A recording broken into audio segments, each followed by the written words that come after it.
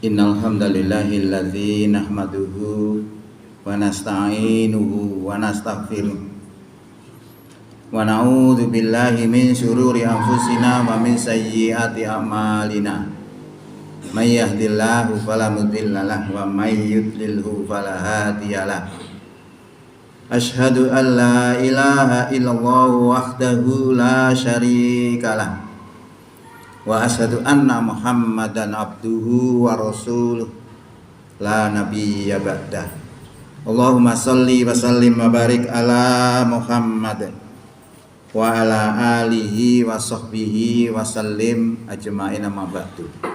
Wa ya ibadallah usikum wa iyaya bitaqwallah faqad fazal muttaqun. Hadirin sidang jemaah rahimakumullah. Mengawali khutbah di siang hari ini, patut kiranya syukur alhamdulillah. Mari senantiasa kita aturkan kehadirat Allah Subhanahu wa taala antara nikmat kurnia-Nya yang telah dilimpahkan kepada kita semua sehingga di siang hari ini kita bisa hadir di masjid ini untuk beribadah pada hari Jumat. Kita tinggalkan segala aktivitas keduniaan kita semata-mata untuk mendekatkan diri kepada Allah, untuk taqarruban ilallah. Mudah-mudahan kehadiran kita di siang hari ini diterima sebagai amal soleh di sisi Allah Subhanahu wa taala. Hadirin rahimakumullah, sebagai substansi setiap khutbah dari Jumat adalah untuk meningkatkan mutu iman dan takwa kita kepada Allah Subhanahu wa taala. Oleh karena itu kami selaku khotib pada hari ini mengajak para jamaah semua dan kepada pribadi saya sendiri khususnya. Mari kita tingkatkan iman takwa kita kepada Allah Subhanahu wa taala dengan mengikuti materi khutbah yang akan kami sampaikan di siang hari ini. Hadirin rahimakumullah. Di dalam sebuah hadis, orang beriman itu diperumpamakan seperti lebah tawon itu. Lebah itu kalau makan itu mesti baik. Yang baik-baik yang dimakan. Sarinya bunga. Kemudian kalau dia mengeluarkan sesuatu itu juga baik. Yang dikeluarkan adalah madu. Nah, madu ini manfaat untuk manusia. Tapi kalau diganggu, dia akan menyengat kita. Itu kurang lebih gambaran orang-orang beriman itu seperti itu. Jadi segala apa yang dilakukan oleh orang beriman itu selalu kebaikan. Dan kemanfaatannya juga demikian. Kemanfaatannya juga nanti itu merupakan syarat untuk masuk surga. Jadi yang masuk surga itu nanti orang iman takwa. Bukan kelompok, bukan golongan. Kalau golongan itu termasuk alat perjuangan. Tapi yang disuruh membanggakan itu bukan kelompoknya, tapi adalah keimanan kita, keislaman kita. Isyhadu bi anna muslimun. Saksikanlah bahwa kami adalah orang muslim. Di dalam sebuah firman Allah sebutkan, innalladzina amanu wa amilus sholihati kanat lahum jannatul firdausi nuzula khalidina fiha la yabghuna anha khiwala. Sesungguhnya orang-orang yang beriman dan beramal soleh adalah surga firdaus tempat tinggalnya. Mereka kekal di dalamnya dan tidak kepingin pindah daripadanya. Iman amal soleh. Di ayat lain disebutkan juga yang masuk surga nanti orang takwa. Surga itu disediakan untuk orang takwa. Wasari'u ila maghfiratin mir rabbikum wa jannatin arduhas samawati wal ardh uiddat lil muttaqin. Bersegeralah kamu kepada ampunan dari Tuhanmu dan bersegeralah kamu kepada surga, yang surga itu luasnya seluas langit dan bumi, yang disediakan untuk orang-orang yang bertakwa. Maka mempertahankan dan memperjuangkan keimanan ketakwaan ini jadi penting. Oleh karena itu keimanan dan ketakwaan ini jangan sampai rusak. Nah, kerusakan itu banyak sebabnya. Boleh jadi karena kita memiliki penyakit rohani misalnya. Ya, umpama penyakit itu dengki, itu juga merusak amal-amal kita. Bahkan digambarkan dalam sebuah hadis itu kalau orang itu kena penyakit dengki kemudian dilaksanakannya, itu seperti api yang memakan kayu bakar. Habis itu. Yang lebih mengerikan lagi itu adalah munafik. Munafik itu orang Islam, juga bersyahadat, juga sholat, juga puasa, tapi memiliki karakter-karakter atau tingkah laku yang tidak baik dalam pandangan Islam. Misalnya iman kafir, iman kafir, iman kafir, iman kafir, bertambah kekafirannya. Itu salah satu ciri kemunafikan. Termasuk juga ketika sholat itu malas. Kalau kita dijatah 5 kali sehari, kemudian satu saja, maghrib saja, malas. Itu adalah ada indikator kemunafikan. Banyak sekali sih sebenarnya. Yang penting intinya itu orang itu Islam tapi tidak suka kepada Islam. Dia cari-cari suatu kesempatan, kalau orang iman beriman dia akan bersama dengan orang beriman. Kalau orang kafir yang menang misalnya, dia akan bersama dengan orang kafir. Artinya apa? Tidak punya prinsip, tidak punya pendirian. Nah, oleh karena itu Allah memberikan ancaman yang sangat berat. Di dalam firman-Nya disebutkan, innal munafikina, sesungguhnya orang munafik itu fit darkil asfali minan nar, berada di dalam dasar neraka paling bawah. Dasar neraka paling bawah. Allah memberikan ancaman yang begitu tegas dan hebat. Tapi Allah itu Maha Pengasih, Maha Penyayang.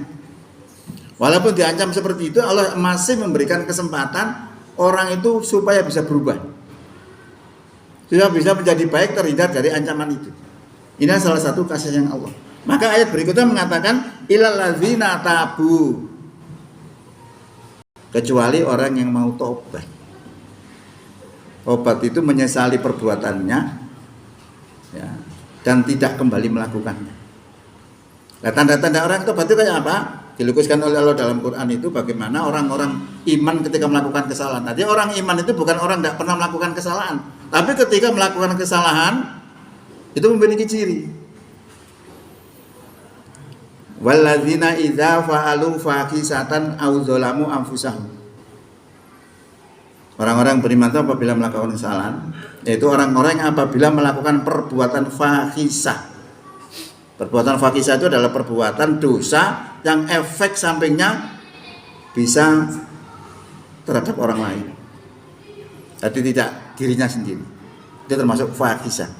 Au dzalamu anfusahum, atau dolim terhadap diri mereka sendiri, itu artinya berbuat dosa tapi efeknya untuk dirinya sendiri. Hanya kalau diringkes itu pokoknya melakukan dosa. Waladina idza fa'alu fahisatan au dzalamu anfusahum zakarullaha. Mereka ingat kepada Allah, mereka zikir kepada Allah.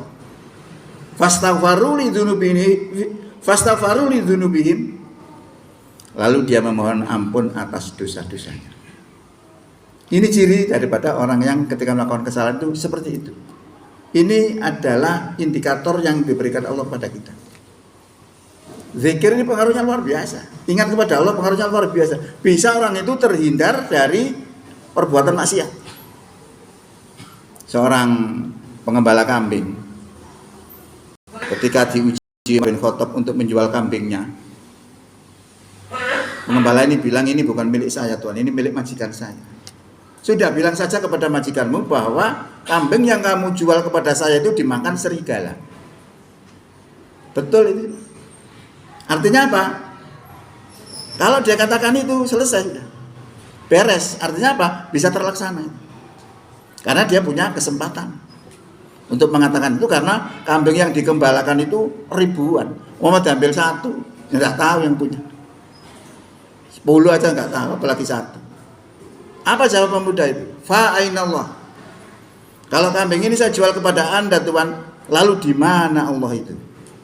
Ucapan ini ucapan orang beriman. Jadi dia sadar, dia zikir, dia ingat bahwa Allah melihat dirinya. Walaupun dia punya kesempatan, dia tidak akan melakukan itu. Ini hebatnya orang beriman. Maka sebenarnya orang beriman itu tidak perlu dikontrol. Nah, kalau orang sekarang ini misalnya banyak korupsi-korupsi yang tertangkap dan sebagainya. Kemudian pada zamannya presiden siapa itu lalu dinaikkan gajinya supaya nggak ada korupsi. Ternyata korupsinya semakin besar. Jadi persoalannya bukan persoalan kurang bayar. Persoalan ada persoalan iman. Contoh pengembala tadi, orang tidak punya, tapi dia punya iman, dia punya kesempatan untuk korupsi, dia tidak mau melakukan itu.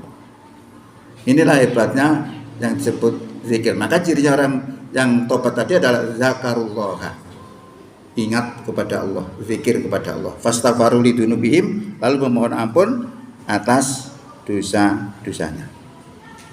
Wa aslahu, dan mengadakan perbaikan. Jadi setelah melakukan kesalahan itu, lalu dalam hidupnya itu dihiasi dengan amal-amal yang soleh. Ya. Kalau kita melakukan itu, maka dosa-dosa kita itu bisa hilang. Disebutkan dalam Quran surat Furqan ayat 70 itu begitu. Orang-orang yang tobat dan beramal soleh itu, kesalahan-kesalahan mereka itu akan diganti dengan kebaikan. Logikanya pakai, kalau kita ilmiahkan begitu, misalnya buah cermai itu rasanya sepet, kecut, ya. Lalu kalau kita bacem dengan gula, maka kecut dan asamnya dan sepetnya itu hilang, rasanya menjadi manis. Dosa sama dengan itu. Walaupun dosa kita bagaimanapun, kalau kita tobat kemudian kita perbaiki, kita bacem dengan amal-amal soleh, yang terasa itu amal solehnya. Umar bin Khattab itu orang dosa paling besar. Loh kok bisa? Nah dia syirik. Tapi setelah tobat hilang semua. Itulah kehebatan di dalam Islam. Itulah ini dianjurkan orang-orang yang terkena penyakit munafik itu tadi disuruh tobat, kemudian mengadakan perbaikan. Wa tasamu biha, berpegang teguh kepada agama Allah. Jadi apa yang dilakukan itu selalu diukur dengan agama Allah. Apakah benar saya lakukan ini tidak melanggar syariah? Itu kontrol dirinya sendiri. Harus rela dikontrol oleh dirinya sendiri. Kalau sudah seperti itu, luar biasa. Kemudian yang terakhir adalah wa akhlasu dinahum lillah. Wa akhlasu itu tulus ikhlas dinahum terhadap agama mereka lillah, hanya untuk Allah. Jadi ternyata niat ikhlas ini merupakan satu syarat untuk diterimanya suatu ibadah. Jadi ibadah itu unsurnya dua, secara fisik, gerakan dan ucapan kita, secara batiniah adalah niatan kita, wajib lillah. Kalau kita secara fisik sudah benar tapi tidak melakukan dengan lillah, dilakukan riya terhadap manusia, maka tertolak. Maka Allah sampaikan dalam firman-Nya itu fawailul lil musallin, celakalah orang yang sholat. Fawailul lil musallin alladzina hum an sholatihim sahun alladzina hum yuraun. Celakalah orang sholat yang mereka itu lalai dalam sholatnya dan mereka berlaku riya. Neraka wel. Kalau begitu perhatian kepada niat itu jadi penting, supaya dalam ibadah kita itu diterima sebagai amal ibadah.